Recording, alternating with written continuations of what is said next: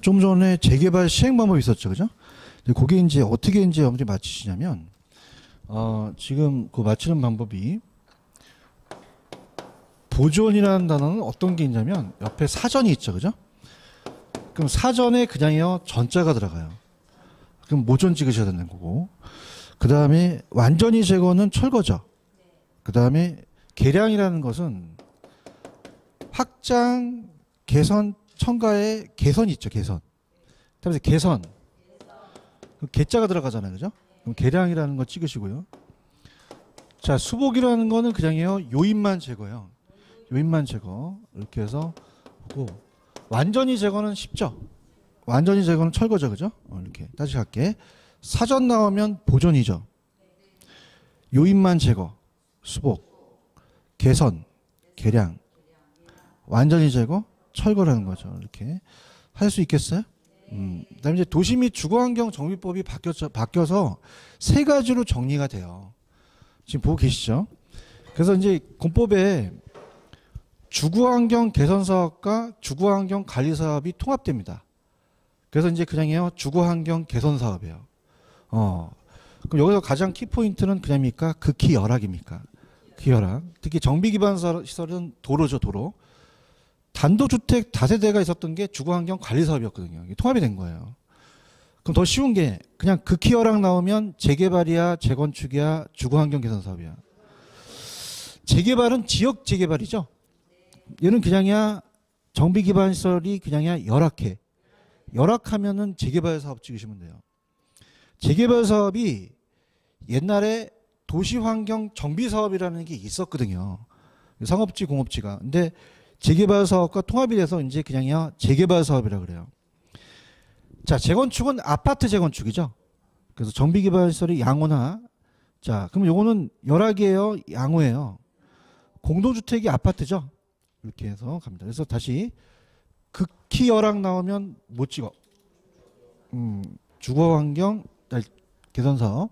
그냥 열악 나오면, 양호 나오면, 아파트는 뭐야? 재건축이죠. 이렇게 해서 더 우리가 통합이 된 게 더 쉬워졌어요, 그죠? 이렇게 잡으시고 넘겨볼게요. 민간 개발에다가 별표. 이거 잘 나옵니다. 자, 민간 개발은 공용이에요, 민간이에요? 토지 소유자 조합 들어가죠. 민간 개발 사업 시행자도 개발업자가 될 수 있어요. 토지 개발, 객지 개발. 그 민간 개발 방식이 자체 사업, 지주 공동 토지 신탁 컨소시엄이라는 게 있죠. 민간의 부동산 개발 사업 방식입니다. 들어갑니다. 민간의 부동산 개발 사업 방식이 어마어마하게 잘 떠요. 네 가지가 있어요. 몇 가지가 있다? 어떤 게 있어? 불러봐. 자체 개발, 지주 공동, 토지 신탁, 컨소시엄이라는 게 있죠. 그래서 우리가 먼저 자체 개발 사업이에요. 자체 사업. 자체 개발 사업이라고 나온 적도 있었습니다. 이건 되게 쉬워요. 토지 소유자가 다 하는 거죠. 토지 소유자가 토지도 되고, 토지 소유자가 갑돌이가 토지도 제공하고 자금도 돼요. 자금도 조달합니다. 그럼 토지 소유자가 다 하니까 신속하고 모든 이익을 다 누가 먹어요? 토지 소유자가 먹죠. 그러면 꿀팁. 여기 개발업자가 들어가면 돼요, 안 돼요? 안 되죠. 개발업자가 전혀 들어가면 안 되죠. 들어가면 안 되고 지주 공동사업으로 갑니다. 그럼 자체 개발 사업은 모든 이익이 토지 소유자로 가지만 신속하지만, 자, 근데 그냥입니까? 위험이 높습니까? 그럼 지주 공동사업으로 가야 되죠. 그래서 우리가 지주 공동사업으로 갑니다. 지주라는 건 토지 소유자를 얘기를 해요. 토소, 줄여서 토소라고 할게요. 얘가 지주고, 그 다음에 개발업자를 들여서 공동사업하자 그래요. 자금을 들여서 자금을 조달합니다. 그러면 우리가 지주 공동사업은 위험을 분산시킬 수가 있죠. 그래서 이제 대표적인 게 등가 교환 방식이라고 나옵니다. 이렇게 메인이 있는데 등가 같은 가격으로 교환을 하죠. 등가 교환 방식. 그래서 이제 토지 소유자가 만약에 100억짜리 정도가 이제 우리가 들어갔는데 전체가, 얘가 이제 토지 자체가 한 60억에다가 개발 자금이 40억이에요. 그다음에 6대 4. 그럼 6대 4로 나눠 먹는 거예요. 같은 가격으로. 그래서 가장 대표적인 방식이 공사비 대물 변제형입니다. 자, 그럼 공사비를 그냥 현금으로 줘요? 대물로 줘요? 건축물로 주거든요. 공사비 대물 변제형. 그러니까 대물은 건축물로 준다는 거죠. 그러니까 6대 4로 나눠 먹는 거예요.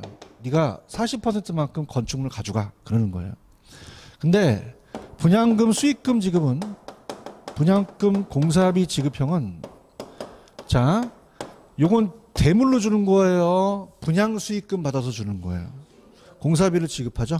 그래서 분양대금이 한 100억인데 2배 떴어. 2배. 2배 장사야. 더블. 그러면 어떻게 돼? 그냥이야 나눠 먹어. 얘가 60%, 얘가 40%면 2, 62, 120억이고 너는 80억 가져가라. 그렇게 하는 거지. 그건 대물로 줬어. 분양 수익금 받아서 줬어. 받아줬죠. 이렇게 여기가 가장 잘 뜨고. 자, 그래서 여기까지만 볼게요. 자, 자체 개발 사업은 개발업자 들어가면 돼요, 안 돼요? 다 누가 들어가 있죠? 토지 소유자죠. 사업 계획을 하고 직접 자금 조달하고 모든 걸 다 건설 시행도 지가 하고 통상적으로 많은 형태. 2번 별표. 그러면 개발 이익 모두 누가 가져가는 거야? 토지 소유자. 사업 추진이 가능하며 주도적인 사업 수행의 속도가 빠르고 위험이 높죠. 그래서 지주 공동이라는 게 나와요. 지주 공동은 그냥이야 토지 소유자와 개발업자가 같이 공동으로 하는 거야. 그러면 위험을 분산할 수 있죠. 등가 교환이 가장 대표적이에요. 등가 교환은 토지 소유자가 토지를 제공하고 개발업자가 건물을 건축해서 기호도에 따라 그냥입니까? 지분을 갖습니까? 그럼 얘는 수수료는 생긴다, 개발업자가 안 생긴다. 안 생기죠. 안 생기고 지분만 공유한다고 하셔야 돼요. 지분만 공유한다. 그래서 수수료는 절대 없어요. 그래서 공사비 대물 변제형과 공사비 지급형이 대표적이죠. 근데 사업 위탁 방식이라는 게 있나요? 잘 나온다. 그것도 체크를 했어요. 지주공동에 사업 위탁 방식이라고도 하고 사업 수탁 방식이라 그래요. 그래서 우리가 토지 소유자를 그냥 제가 토소라고 할게요. 줄여서. 토지 소유자가 자, 개발업자한테 개발에 대한 노하우를 전공받습니다. 전수 받아서 자, 얘는 소유권이 안 넘어가요. 소유권 이전된다, 안 된다? 안 돼요. 소유권은 이전을 안 시켜요. 이전을 안 시키고 이 토소가 토지 소유자가 다 돼. 토지도 제공하고 자금도 조달합니다. 자금 조달. 자, 그럼 어떻습니까? 토지 소유자가 다 하는 거죠. 개발에 대한 노하우만 받는 거죠. 그러면 얘는 그냥이야 수수료 생겨. 쟤랑 다르네. 그래서 수수료가 발생하죠. 그래서 맡긴 사람을 위탁자라고 하고 자, 이걸 맡아서 하는 사람을 수탁자라 그래요. 그래서 얘 입장에서는 위탁이지만 얘 입장이 수탁이라고 합니다. 자, 그럼 얘는 제일 중요한 게 얘와 다른 건 아까 얘는 그냥입니까? 수수료가 없었습니까? 얘는요, 발생하죠. 수수료는 발생하는데 지분은 공유한다, 안 한다? 안 하죠. 수수료는 먹죠. 지분을 공유하지 않죠. 지분을 공유한다, 안 한다? 안 한다. 가볼게요. 자, 사업 수탁은, 위탁은 토지 소유자가 토지 소유권을 그대로 보유한 채 소유권 넘겼어, 안 넘겼어? 그럼 개발업자의 사업 시행을 의뢰하죠. 그럼 개발업자한테 사업 시행했다는 수수료만 치해요. 그럼 토지 소유자가 자금을 조달하고 토지 소유자 명의로 가는 거죠. 근데 오른쪽에 토지 신탁이라는 게 있나? 별표 쳐보세요. 이제 얘는 지주 공동이 아니라 얘네들과 비교가 나오는데 토지 신탁이 아까 제가 왜 담보 신탁하면서 신탁회사가 있었잖아요. 이게 이제 신탁회사와 연결되는 거예요. 자, 토지를 그냥요 신탁을 해요. 그럼 수탁과는 약간 의미가 틀리죠. 아예 맡겨버린다는 거죠. 아까 소유권이 이전되는 게 형식적으로 부기등기 있었잖아요. 그럼 토지 신탁, 개발 신탁이 보통 대부분이죠. 신탁 방식입니다. 자, 아까 사업 수탁, 위탁은 소유권 넘겼어요, 안 넘겼어요?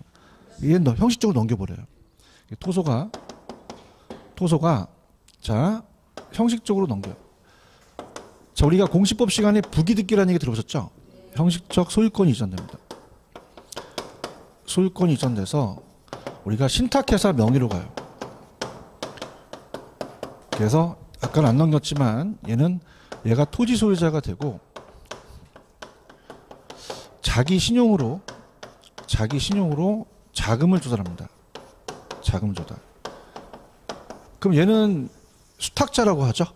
수탁자가 자금을 조달하고 모든 사업 명의를 자기 명의로 가요. 그럼 책임이 있겠죠, 그죠? 근데 사실이에요, 형식적이에요. 나중에 계약을 해서 보통 관리 계약 처분인데 보통 개발 신탁을 많이 맡기고요. 거기에 대한 계약을 한 다음에 기간이 있으면 돌려줘야 돼요. 그럼 얘도 수수료 먹죠. 그러면은 자, 비교한다. 얘는 얘도 수수료 생겨. 지분 공유하지 않죠? 그게 메인이에요. 수수료는 생기는데 지분은 공유한다, 안 한다? 안 한다는 거죠. 그래서 들어볼게요. 자, 토지 신탁은 신탁회사가 토지를 개발 관리 처분해서 그 수익을 수익자한테 돌려주죠. 그래서 아까 제가 수익증권이라는 게 있었잖아요. 질권 설정했던 거. 기억나요? 그 수익증권을 발행하거든요. 그러면 우리가 원래는 토지 소유자한테 수익증권을 줘서 얘한테 지분을 주거든요. 근데 얘가 제3자를 지정할 수도 있어. 지정할 수 있어서 요 소유자한테 지분을 주거든요. 그죠? 그래서 거기에 대한 우리가 소유자한테 수익을 돌려주는 거죠. 그래서 토지와의 약정에서 수익증권을 받습니다.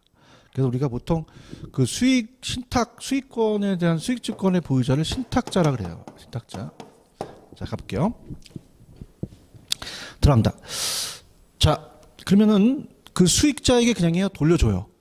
수익증권을 가지고 있는 사람한테 돌려주죠. 그러면서 사업위탁과 가장 큰 차이점은 형식적으로 소유권이 넘어갑니까? 그게 가장 중요한 거죠. 그러면 토지신탁은 신탁회사 개발업자의 명의로 가죠.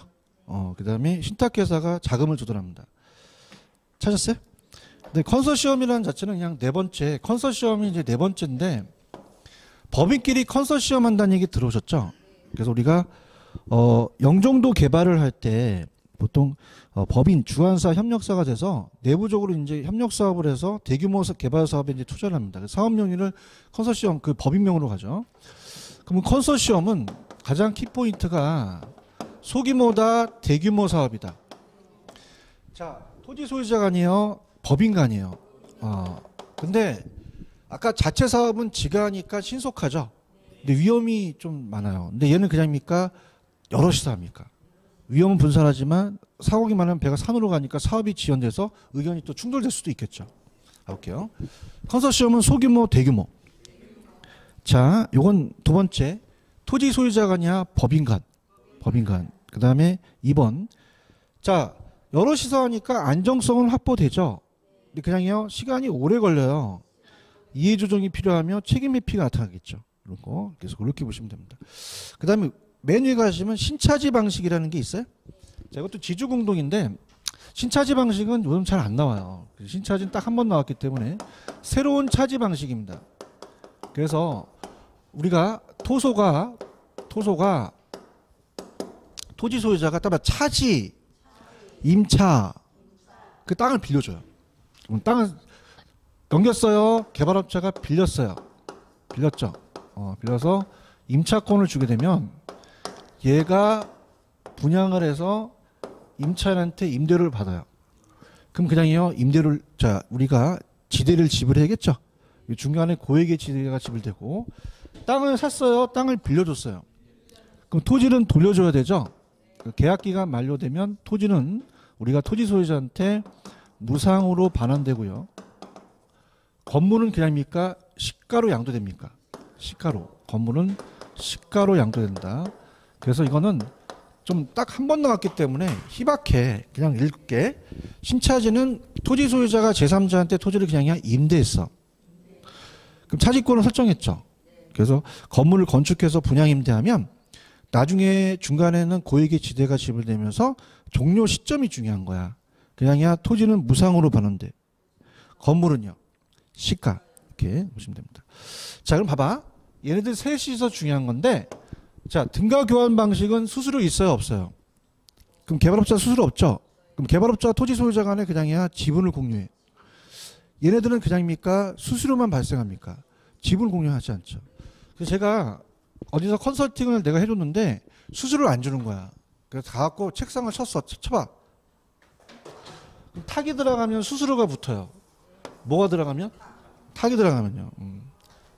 뭐 놀래고 그래. 자, 그러면 탁이 안 붙으면 수수료 붙어, 안 붙어?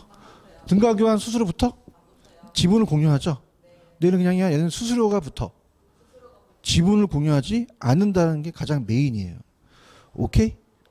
그러면 수탁 위탁이면 탁 치고 들어가. 그럼 그냥이야. 얘는 수수료 받아. 할게요. 그러면 이제 2번 풀어봐야지. 스타트.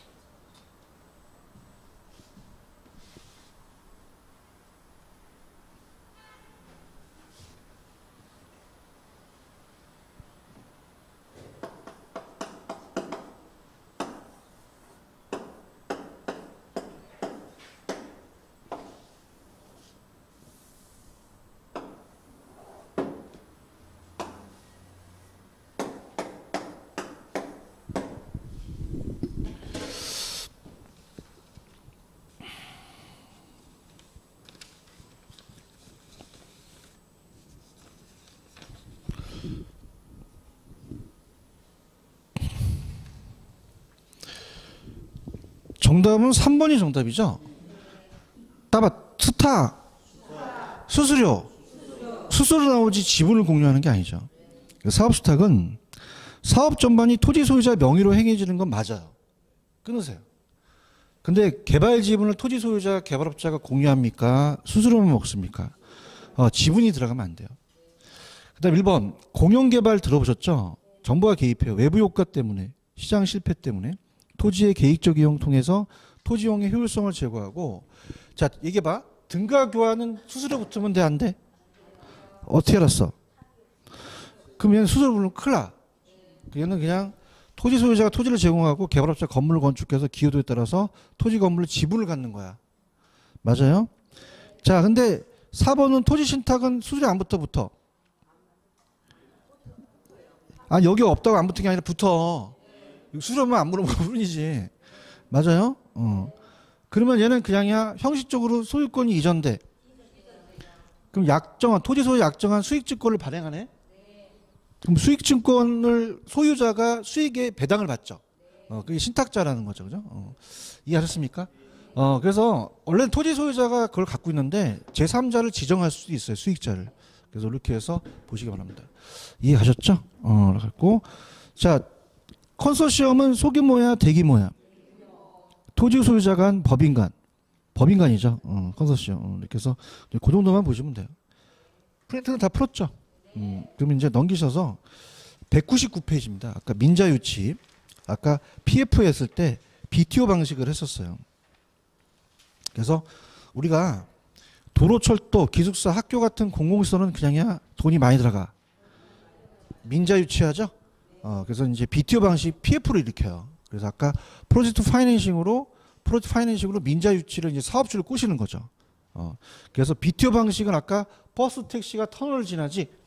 얘하고 그다음에 BTL 방식이 잘 나와요. 두 가지가. 그래서 오퍼레이트는 그러니까 빌드는 그냥요 민간이 건설을 해요.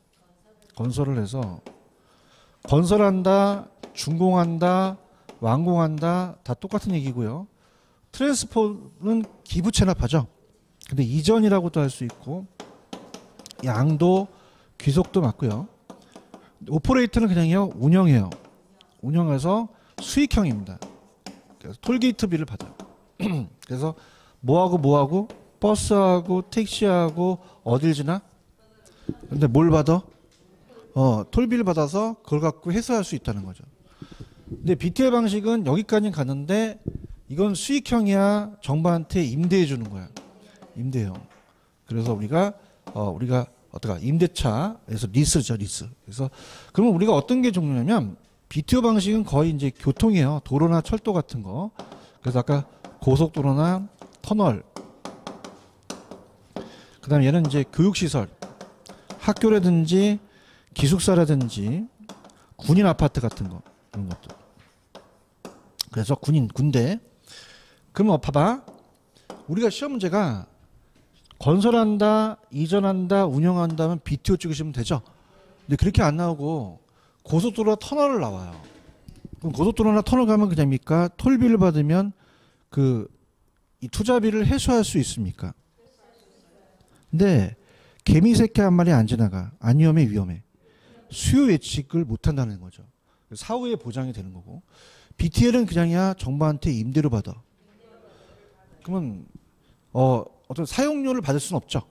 그렇지만 임차료를 받으니까 사전에 정부가 보장을 하는 제도라는 거예요. 갈게요. 199에 BTO 있어요? 그러면 동그라미 쳐 이제 펜 들어봐. BTO 방식은 사회 기반 시설에 준공이 있어? 동그라미. 그 다음에 해당 시설의 소유권이 국가 또는 지자체의 귀속 있죠. 동그라미. 사업 시행자에게 일정한 시설의 운영이 있죠. 그럼 한글만 읽어봐. 동그라미 친 거. 준공, 기속, 운영이 BTO를 찾으셔야 돼요. 밑에 도로, 철도, 도로나 터널 있지? 뭐하고? 버스하고 택시가 터널을 지나. 그냥이야 톨비를 내. 그럼 이용료를 징수하죠? 자체적 수익을 발생해서 사회 기반 시설을 사업 방식으로 활용하고. 넘겨보세요. BTL 갑니다. 자, BTL은 3번에 1번 사회 기반 시설에 그냥이야 준공이 있어. 동그라미. 동시에 해당 시설의 소유권이 국가 또는 지자체의 그냥이야 귀속이야. 동그라미. 사업 시행자가 일정 기간 시설관리 운영권을 인정하되 그 시설을 국가 또는 지자체 등의 협약에서 정한 기간 동안 임차 있지. 동그라미. 그럼 한글만 읽어봐요. 준공하고 귀속하고 임차는 BTO야 BTL이야. 자, 이건 학교나 기숙사, 군인 아파트죠. 그러면 3번에 가시면은 BTL 방식은 정부가 적정 수익률을 반영하기 때문에 그냥이야 임대료 받아.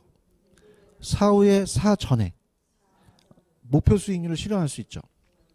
근데 BTO 방식 같은 거는 나중에 통행료죠. 그러면 시민들로부터 이용료 수익이 부족할 경우 정부의 재정이 보조금을 지급하죠.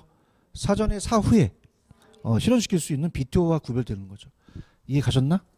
그 다음에 BOT 갈게. BOT도 찾아줄게. BOT. 이번에 BOT 있죠? 내가 찾아줘야 돼. 못 찾아 여러분들.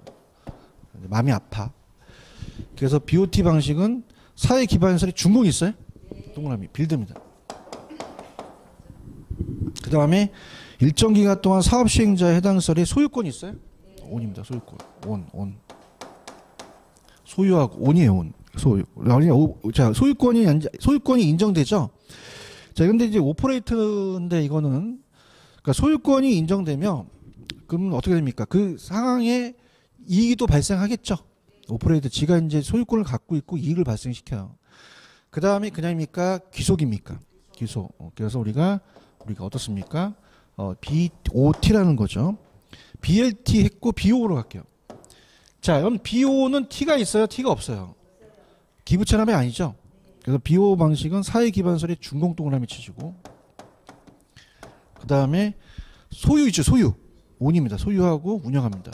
소유권 갖고 운영한다. 그럼 이건 B 뭐예요? O가 되겠죠. 체크하셨어? 넘기세요. 감정평가로 갑니다. 자, 감정평가가 이제 나오는 게 굉장히 난이도가 높죠. 그래서 천천히 이제 한 2주 정도 남았거든요. 천천히 좀 해드리려고 해요. 그래서 오늘은 기본적인 것만 가져가시는데 감정평가로는 나온다면은 6에서 한 7문제 나와요. 근데 이제 우리가 감정평가라는 걸 이제 보려면 감정평가의 정의를 보십니다. 자, 그럼 우리가 토지만 평가해요? 토지 등이에요. 건물도 평가하죠. 토지 등에 가치를 판정해요. 가치만 판정해야 돼요? 가격을 매겨야 돼요? 가액으로 표시하죠. 자, 우리가 병원에 가면 그냥입니까? 의사가 진찰을 합니까? 처방전 내리죠. 그 뜻이에요. 그래서 할게요. 편 들어보세요. 감정평가란 토지야 토지 등이야. 경제적 가치를 판정했죠. 여기까지가 판정하여까지가 감정이에요. 그래서 우리가 그 사실관계를 확인하는 거죠. 그 감정만 해야 돼? 평가도 해야 돼. 그 결과를 가액으로 표시하는 게 화폐 가치로 매기는 거죠. 그러면 뭘 판정해서 뭘 표시해? 가치를 판정해서 가액으로 표시하지. 그게 바뀌면 안 되지. 그렇죠? 그다음에 정책적 기능과 경제적 기능은 그냥 참고만 하세요. 정부가 정책을 하려면 그냥이 돼요. 가격이 나와줘야 돼요. 공적 활동이에요. 지금 보고 계시나요? 그래서 이제 경제적 가치, 자, 우리가 이제 정책적인 것은 공적 활동으로서 정부가 하는 거죠. 그러면 효율적인 이용 관리를 하기 위해서. 또한 적정한 가격이 안 나와줘야 돼, 나와줘야 돼. 이게 가장 중요하다고 나왔었거든요, 시험 문제가. 합리적인 손실보상과 과세 합리화는, 자, 이거는 그냥입니까? 정책적입니까? 경제적은 그냥이야. 시장이 잘 돌아가야 돼. 우리가 불안전하죠? 가격이 나와야 적정한 그 거래 질서를 할 수 있고요. 거래를 할 수가 있고, 그 다음에 의사결정 판단할 수 있죠. 아무리 좋아도 비싸면 못 사잖아, 그지?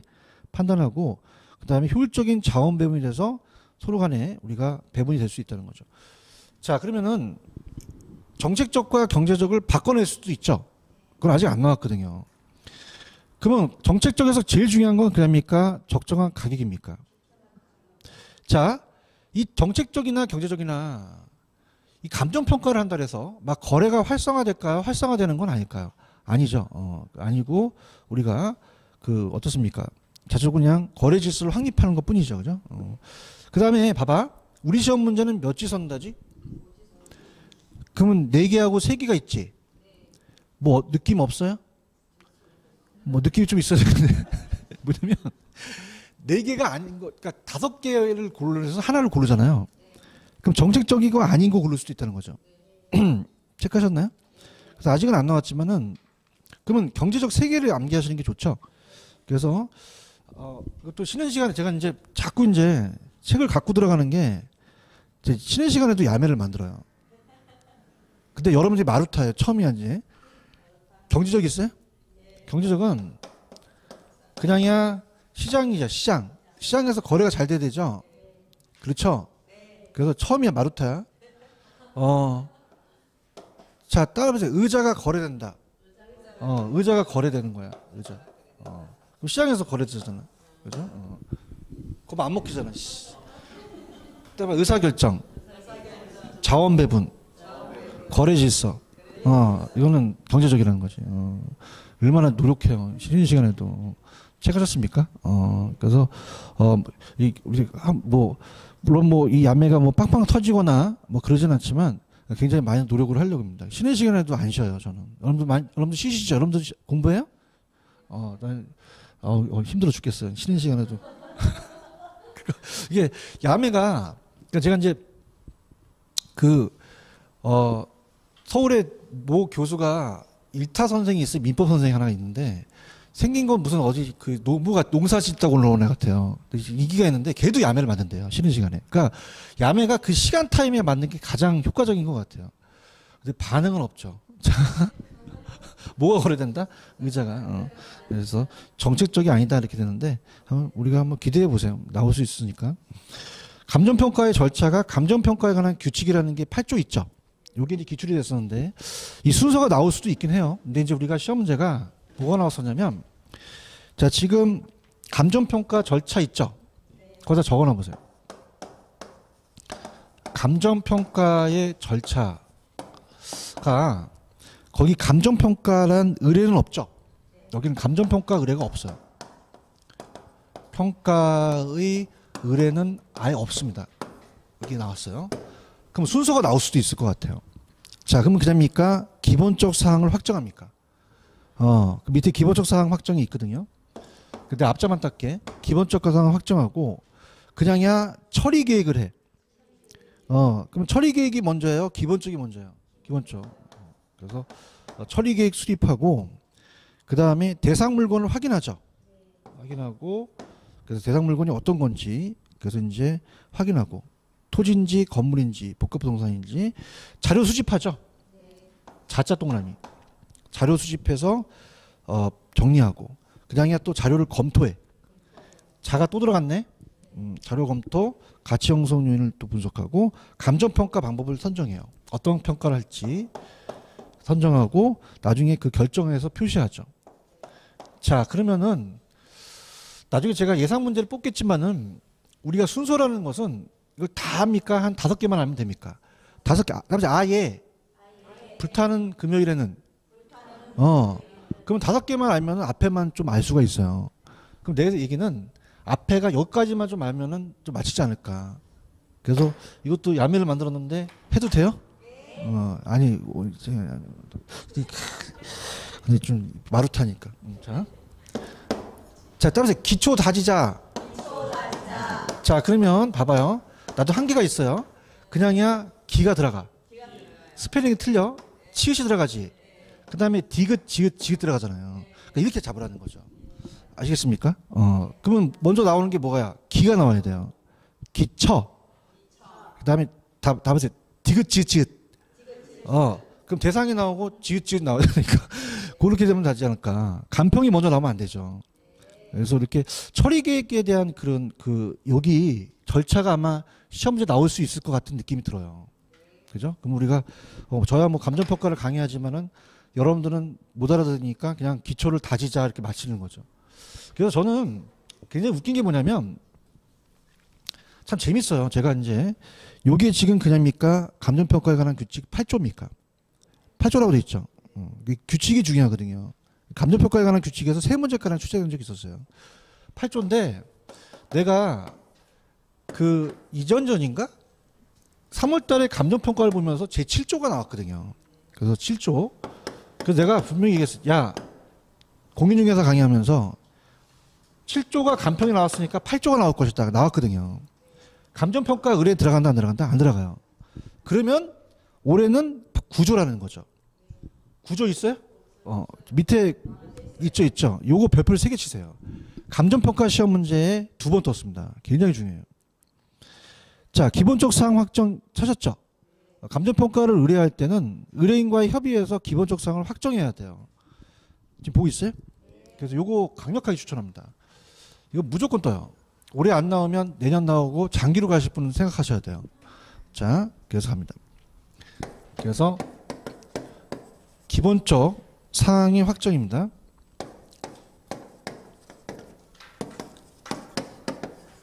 자, 먼저 그냥입니까? 의뢰인을 확정해야 됩니까? 의뢰인을 내용을 적어야겠죠? 의뢰인이 누군지. 지금 보고 있어요? 그냥이야 대상 물건을 확인해. 토지냐 건물이냐 복합부동산 대상 물건. 그 다음에 감정평가 목적이라는 단어가 있죠. 그래서 감정평가 목적을 봐요. 과세 목적인지 보상 목적인지. 그럼 감정평가의 목적입니다. 평가의 목적을 보고 그 다음에 기준 시점을 여러분 아시죠? 그래서 감정평가의 기준적인 시점을 우리가 적고 얘는 반드시 또 명시가 돼야 돼요. 그 다음에 감정평가 조건이라는 단어가 있나요? 그래서 이제 소유권을 전체로 할지 일부로 할지 감정평가 조건입니다. 그 다음에 기준가치 정의. 기준가치를 어떻게 할지 원가 방식으로 갈지 수입 방식으로 갈지. 그 다음에 그다음이니까 전문가의 자문을 넣습니까? 자문 및 용역이라는 게 있죠. 그러니까 자문 및 용역. 그 다음 나중에 그냥요 수수료를 내야 돼요. 수수료나 실비 같은 거죠. 자, 그래서 우리가 한번 적어볼게요. 대상 물건이라는 것은 토지만 있어요, 건물도 있어요. 복합부동산이 있죠. 이런 걸 확인하는 거예요.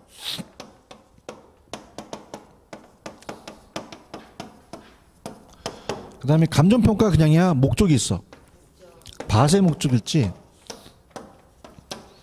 아니면 우리가 보상 목적일지 따져보는 거죠. 왜 하는 목적이 있을 거 아니에요. 그 다음 우리가 평가 조건이라는 건 뭐냐면 자, 소유권 전체로 할지, 소유권 전체로 할지, 아니면 그냥 일부만 권리를 할지. 그 다음에 기준 가치는 따라서 3방식. 원가 방식, 비교 방식, 수입 방식 있죠. 그래서 우리가 뭐 비교 방식으로 갈지, 아니 수입 방식으로 갈지 이렇게 하는데, 자, 별표 3개 쳤어요? 그럼 거기다 적어놓으세요. 여기에 공시지가라는 게 있어요, 없어요? 없죠. 그런가요? 그 다음에 두 번째 나온 게 작년에 실질조사 여부라는 게 나왔어요. 실질조사 여부 같은 것도 안 들어가죠. 그럼 어떻게 암기하냐? 그냥 있다, 야매가 있다. 야매를 원하세요? 제가 보통 우리가 강사들이 일주일 내내 강의하면 이 목이 나가요, 성대가. 그래서 내가 이제 의과대학, 연세 세브란데 대학 의과대에 갔어요. 의대 가갖고 자꾸 얘기를 하래요. 자꾸 왜 왔냐고. 그 목이 그냥이야 매요. 그래서 따라서 감기 목 감기 이렇게 가거든요. 그럼 따라서 어디 갔어요? 의대 가서 내가 뭐라 그래요? 감기 목 감기 알겠습니까? 이해하셨어요? 그럼 나한테 그냥이야, 얘가 나한테 자문을 해줘. 그래서 하루 정도 쉬라는 거야. 그럼 난 그냥이야 수술을 내. 내죠. 그럴싸해, 그냥 해. 그러면 꽁기야? 아니죠. 공시지가 들어가요, 안 들어가요? 실질조사 여부 안 들어가죠. 이 청기두 소리야. 나만 알고 있어, 그죠? 그래서 이거 나만, 공인중개사 강사들은 간평을 모르거든요. 그래서 요거 그거 적었어요? 청기누설. 책 하셨죠, 그죠? 그래서 이거 나왔으면 좋겠죠. 올해 나올 거야. 되게 뜬단 말이야, 내가 팡팡 떠, 그죠? 그래서 어디 가서, 의대 가서 성대묘사를 어떻게? 감기, 목 감기 이렇게. 그러니까 나한테 그냥이야 자문을 해줘. 그래서 하루 쉬라는 거야. 그럼 나는 그냥이야 수술을 내. 수술 내죠. 공시지가 들어가? 실질조사 여부 안 들어가죠. 이게 할 때 하셔야 돼요. 나는 자신 있는 놈이야, 그죠? 뭐가 나올지 여러분한테 탁탁 찍어줘. 알겠죠, 그죠? 이렇게 갑니다.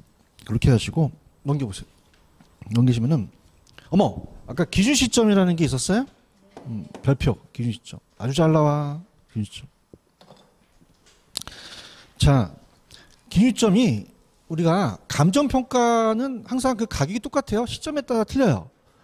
그러면 시점을 명시해야겠죠. 그래서 감정평가에 관한 규칙에 기준 시점을 명시하게 되어 있거든요. 그럼 기준 시점은, 자, 우리 부동산이 과거와 현재와 미래가 같다, 다르다. 기준 시점 보고 있는 거요.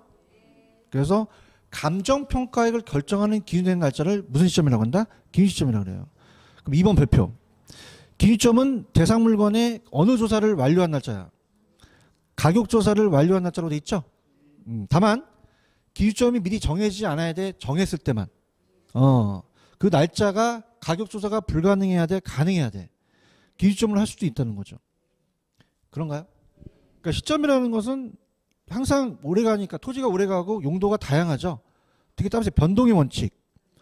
변동의 원칙 때문에 기준 시점을 명시해야 돼. 변동하니까. 그러니까 시점 나오면 그냥이야 변동의 원칙 찍어. 변동의 원칙 있죠. 맞아요? 그러면 요거를 그대로 가져가셔서 오른쪽에 보시면은, 자, 거기 박스에 소급 평가와 기한부 평가라는 게 있죠. 묶어보세요. 작게. 기준 시점은 감정평가를 결정하는 기준이 되는 날짜인데, 규칙에 어떤 날짜가 원칙이지?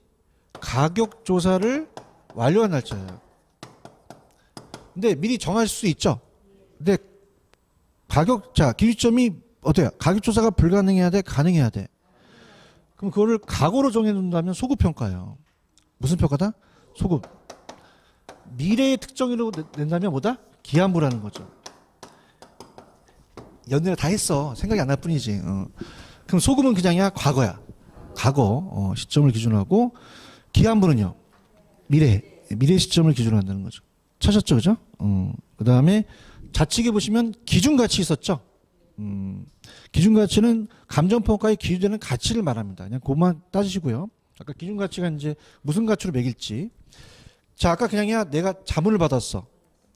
그럼 감정평가업자는 필요한 경우 관련 전문가에 대한 자문 등을 거쳐 감정평가할 수 없다, 있다. 가만히 있지 말고 있다 동그라미 쳐. 규칙이란 말이야. 없다, 있다. 있다. 대상 물건의 확인이라고 돼 있어요?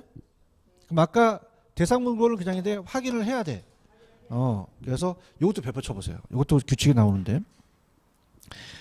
감정평가업자는 여러분들 책상에 앉아 있어야 돼요? 가서 눈으로 봐야 돼? 이게 실질조사를 하는 게 원칙이에요. 그럼 실질조사를 하여 대상 물건을 확인할 수 있다, 하여야 한다. 근데 예외가 있죠. 이거 나온단 말이야. 좀 얘기 좀 해. 이거 나와 이거. 그러면 객관적이나 신뢰합니다 라는 신뢰할 수 있는 자료가 있죠. 그러면 실질조사를 생략할 수도 있다는 얘기예요. 그럼 실질조사를 한다, 하지 아니할 수도 있다. 아니할 수도 있다는 거죠. 이해 갔나요? 이렇게 잡으시고, 그 다음에 이제 오른쪽에 제가 현황과 조건부까지만 갈게요. 너무 또 많이 하면 또 머리가 아프니까. 현황 조건부 있어요? 묶어보세요. 자, 현황이라는 것은 현재 주어진 상황이에요. 있는 그대로 가는 거예요. 그래서 우리가 토지 위에 건물이 있으니까 낮이겠어요? 그냥 건부지겠어요? 건부지인데 조건이라는 걸 민법 시간에 배우셨죠? 불확실한 걸 전제로 간다. 조건부는 토지 위에 건물이 있어도 있는 거로 본다, 없는 거로 본다? 건부지가 되겠어요? 낮이가 되겠어요? 근데 조건은 남용되니까 현황 기준이 원칙이에요. 무슨 기준이 원칙이다? 현황 기준. 지금 보고 있어요? 그래서 기준 시점 중요하고 대상 물건의 이용사항, 불법적이거나 일시적인 이용은 포함된다, 제외된다. 고법상 제한을 받는 상태는 가는 거죠. 조건이 원칙이야, 현황이 원칙이야. 조건은 남용될 수 있잖아요, 그죠? 그럼 감정평가업자가 기준점의 가치 형성 요인 등을 실제와 다르게 가정하거나 특수한 경우에 한정하는 경우 조건을 붙여 감정평가할 수 없다, 있다. 있다라는 거죠. 그런가? 그렇죠? 그러면 2번 그 법령에 다른 규정이 있을 경우는 제외하고는 감정평가 조건을 붙일 때는 그냥 조건이 합리성이 있어야 돼. 합법적이고 적법해야 되죠. 실현이 불가능해야 돼, 가능해야 돼.